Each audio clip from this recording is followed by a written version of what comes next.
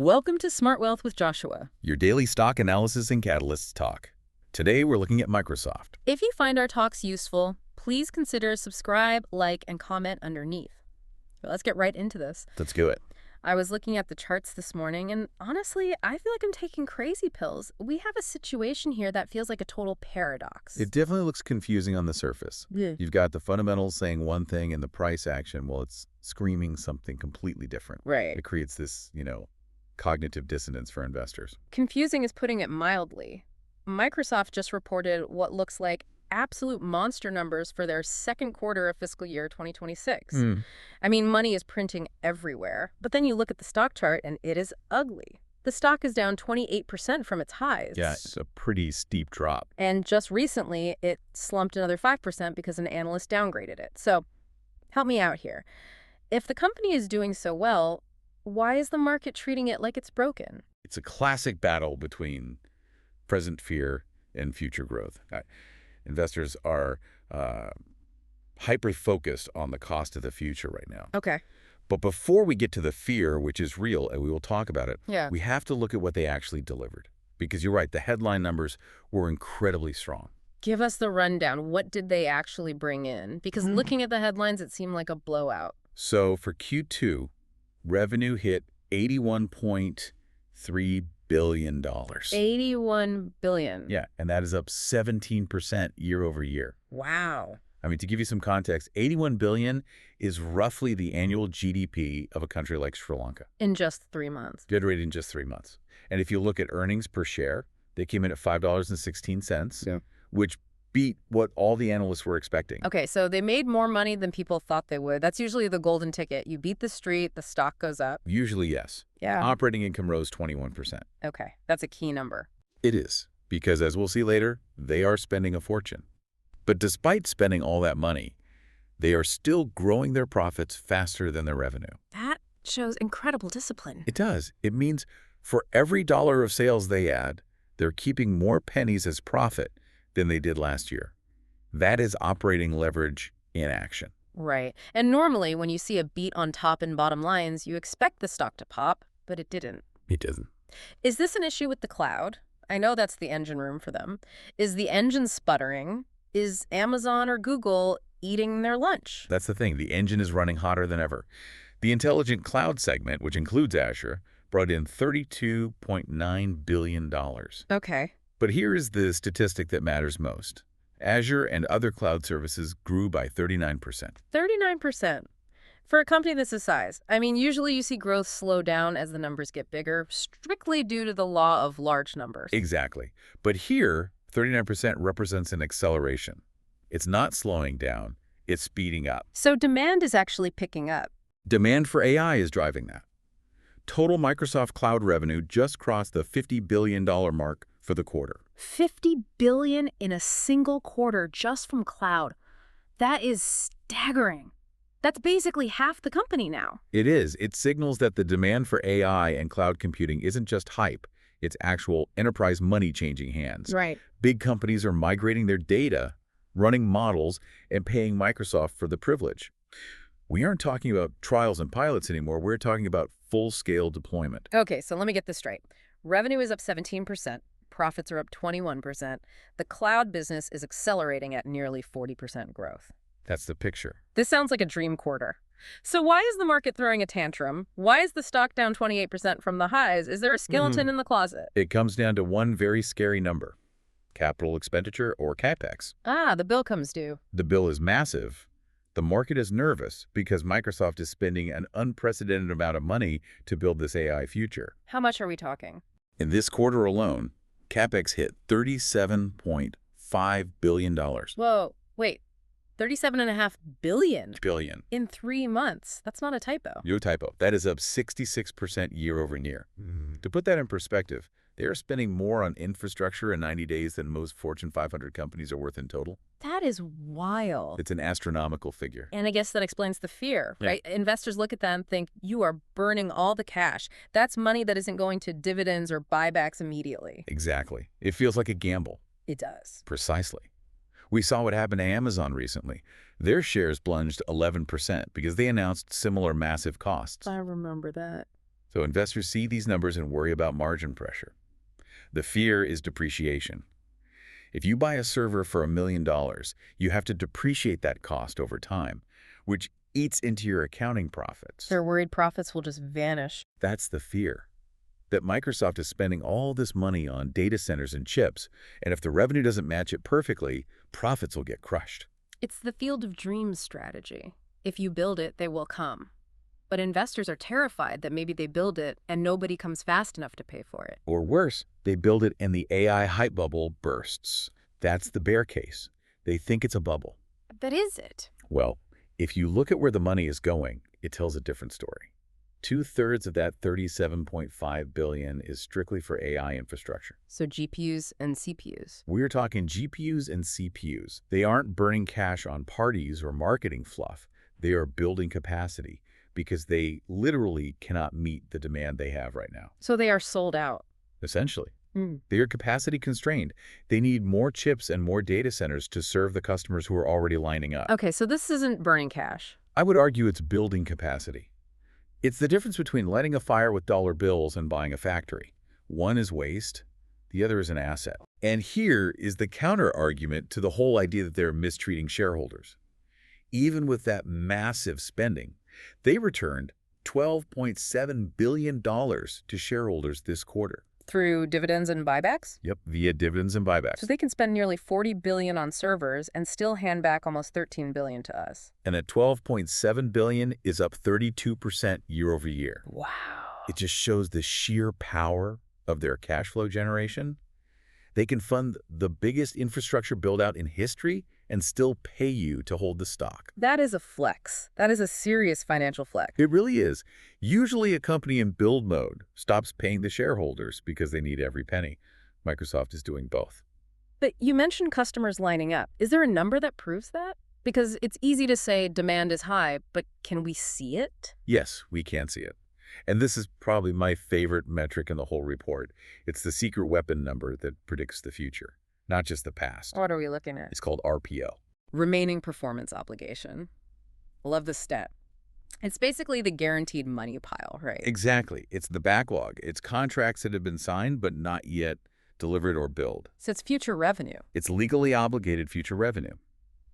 Imagine a big bank signs a 5-year cloud deal. That money isn't on the income statement yet, but it's guaranteed. So what's the number? Microsoft's RPO right now sits at $625 billion. Hold on. $625 billion. That's almost $1 trillion of work waiting to be done. Yes, and that number is up 110%. 110%. That is insane. So that's basically future revenue that is already locked in. Think of it like a guaranteed order book that is just overflowing. It proves that the long-term cloud demand isn't a flash in the pan. Companies are signing multi-year deals. They are. That 110% jump is the market screaming, we need this infrastructure. You know, that makes the CapEx spending look a lot less scary. If you have $600 billion in orders waiting, you better spend the money to build the factories, or in this case, the data centers, to fulfill them. It's a necessity. If a restaurant has a line around the block, buying a second stove isn't a risk. That's the perfect analogy. You don't build a factory for fun, you build it because you have orders to fill. The risk would actually be not spending the money. Because then those customers would go to Amazon or Google. Exactly. What? But there is another layer to how they are managing these costs. They aren't just buying chips from NVIDIA anymore. They are vertically integrating. This is the moat, right? Because buying NVIDIA chips is expensive. Everyone knows that. Incredibly expensive. And if you are just a reseller of NVIDIA chips, your margins get crushed. You're essentially working for NVIDIA. But Microsoft is making their own. They're now deploying their own custom silicon. They have the Maya 200 for AI inference. Okay, let's pause on that term inference. We hear training and inference a lot. What's the difference for the listener? Good question. Training is teaching the AI.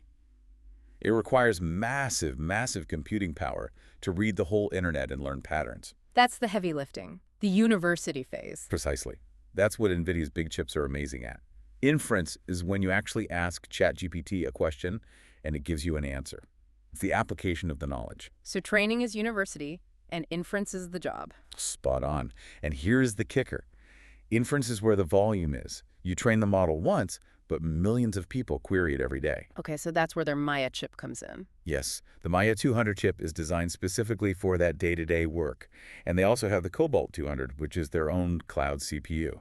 And what's the financial benefit there? Is it significant? It's huge. These custom chips offer a 30% better total cost of ownership compared to relying solely on NVIDIA. 30% better. That goes straight to the bottom line. It does. It means they can offer competitive pricing to customers while keeping their own margins healthy. It protects them from that CapEx squeeze everyone is worried about. So they're controlling their own destiny. Exactly, lowering the cost of doing business while their competitors are still fully dependent on external suppliers. That is a massive strategic advantage. So they have the demand locked in with RPO.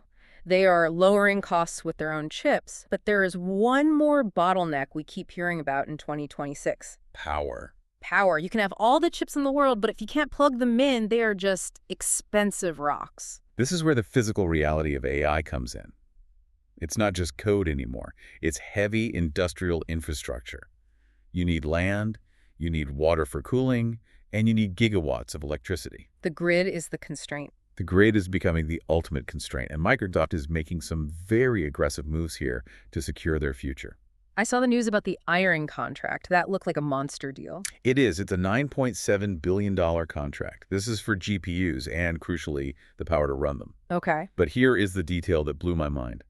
Microsoft put down $1.9 billion in prepayments. They wrote a check for nearly $2 billion upfront before getting the service. They did.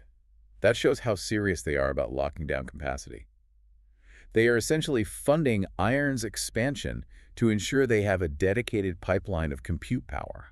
It's like they're acting like a bank for their suppliers. To ensure speed, yes. It's basically saying, here's the cash, build it now, and it's ours. And they're doing this with utilities too, right? Exactly. They have signed long-term power agreements with Constellation Energy. They're ensuring the lights stay on for their AI, while competitors might be scrambling for grid access. It's like the new gold rush is for grid access. It really is.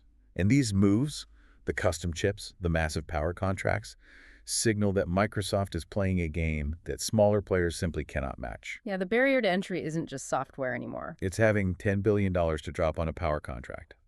So we've covered the back end, the cloud, the chips, the power. But what about the stuff you and I actually see? The software. Is anyone actually using this AI stuff? It's definitely being used. This brings us to the user lock-in. It's one thing to have the best cloud. It's another to control the interface people use every day. We're talking about Copilot. Right. Copilot now has 15 million commercial seats. 15 million. That means 15 million people in businesses are paying to have AI integrated into Word, Excel, PowerPoint. That is not a trial. That is paid adoption. And once you start using it, it's hard to go back, right? I mean, having it summarize a Teams meeting or write an email draft, it saves time. It's very sticky. Once a workflow is established, corporations hate changing it. And even more impressive is GitHub Copilot. For developers. Yes, they have 4.7 million subscribers there. These are developers. And if you lock in the developers, you lock in the ecosystem.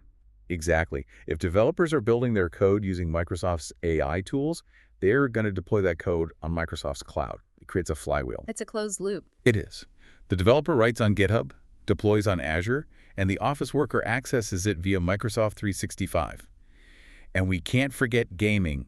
The Activision Blizzard acquisition is fully integrated now. Right. Boosting Game Pass. Significantly. Right. So they have you at work with Office, they have the developers with GitHub, and they have you at home with Xbox. And that creates incredibly high switching costs. It does. If you are a CIO of a major company, are you really going to switch to Google Cloud when all your employees are already trained on Copilot? Probably not. It protects them from Amazon and Google. It's a fortress. Okay, so fundamentally, the company looks like a beast. But let's bring it back to the stock price, because as we said, it's down 28%. For a listener sitting on cash right now, is this a falling knife or is this the sale of the century? Well, looking at the technical setup, the stock is in what we call a psychologically oversold state. Break that down. Psychologically oversold, meaning everyone who wanted to sell has probably already sold. Likely. It means the panic has flushed out the tourists. You know, the investors who just bought because AI is hot without understanding the CapEx cycles. So value investors start stepping in. Exactly. The sentiment scores we track are neutral right now, which is actually good. It suggests the downward momentum is stabilizing. It's not in free fall anymore. So it's sitting at support. What could send it back up? What are the catalysts we should be watching for in the next few months? We have a few things on the catalyst calendar. First, looking ahead to late April 2026, we have the Q3 earnings. That's the next big test. It is. Analysts are expecting that Azure growth to continue accelerating past that 39% mark. So if they post a number starting with a 4. Like 40 or 41%. Yeah. That would be a massive signal that the CapEx is paying off. It would silence the bears pretty quickly. Anything else? We also have potential updates on their sovereign cloud builds in Europe and the Middle East. These are massive government-level contracts. And then there's the macro picture. Interest rates. We can't escape the Fed. Right. Expectations for rate cuts are building. And growth tech like Microsoft loves lower rates. Why is that? Just so everyone is on the same page. It's about how you value future money. Remember that $600 billion RPO. That money comes in the future. When interest rates are high, future money is worth less today. In a discounted cash flow model. Yeah. Right. When rates drop, the value of those future cash flows goes up in the models big investors use. Plus, it makes financing that massive CapEx cheaper. Okay, but we have to be balanced here. What is the risk? What could go wrong? The main risk remains the narrative we started with, AI CapEx. If revenue growth hiccups, if that Azure number drops to, say, 30% instead of growing. Well, they're still spending $37 billion a quarter. Yes, margins are going to get squeezed hard. The market will punish them if the spending stays high, but the growth slows down. So they have to execute perfectly. Absolutely. There is no room for error when you're spending this much. All right, let's wrap this up with a verdict. Put it on the line. What's the score? I'm giving this a bullish score of 9 out of 10. 9 out of 10. That is high confidence. Right. Give us the elevator pitch. Why are you so sure? Look at the fundamentals. 39% Azure growth and over $50 billion in cloud revenue proves they are the AI leader. Okay. The $625 billion RPO provides massive visibility into future income. We know the money is coming. Right. And strategically, the custom chips like Maya and the power deals with IRN are solving the cost and capacity bottlenecks that are hurting everyone else. So they are solving the problems that are scaring the market. Exactly.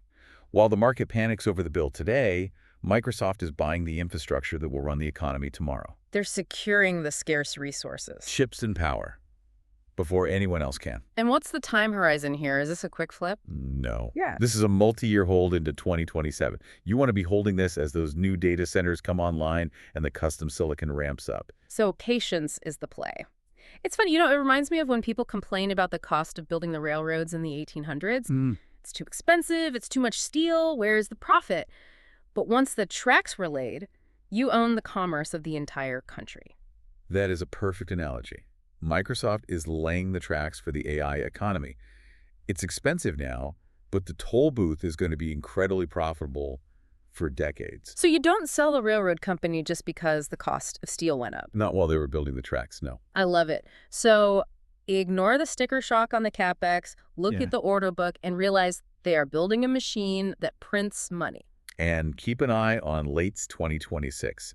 As those data center expansions from the IRN deal come online, we could see growth reaccelerate even further than what we're seeing now. That's when the real payoff happens. That's the inflection point. Awesome stuff. Thank you for breaking that down. It makes that red chart look a lot more like an opportunity. Always a pleasure. And thank you for listening to Smart Wealth with Joshua. If you enjoyed this analysis, make sure you hit that subscribe button so you don't miss the next one. We'll see you then.